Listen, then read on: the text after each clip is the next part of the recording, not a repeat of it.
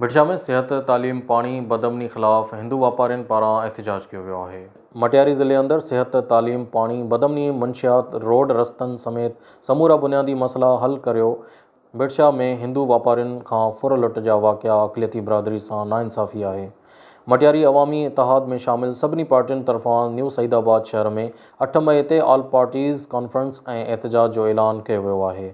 नवाज़ league, Jamaat Islami, functional league, जस्कम, JUI, SUP ऐं ॿियनि पारां गॾियल तौर ते फ़ैसिलो कयो वियो आहे।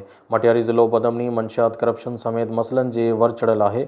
8 मई ते New Saeedabad all parties conference करे एहतजाज कयो वेंदो। मटियारी अवाम इतिहाद में मुख़्तलिफ़ पार्टियुनि जे अॻुवाणनि नसीर अहमद मेमण, मौलवी फ़कीर मोहम्मद लाखो, अब्दुल रशीद ॾेथो, मंसूर नवाज़ भयो, मोहम्मद रशीद रिंद ऐं ॿियनि भिटशा में मीडिया सां ॻाल्हाईंदे चयो आहे त मटियारी ज़िलो करप्शन जे वर चढ़ियल आहे।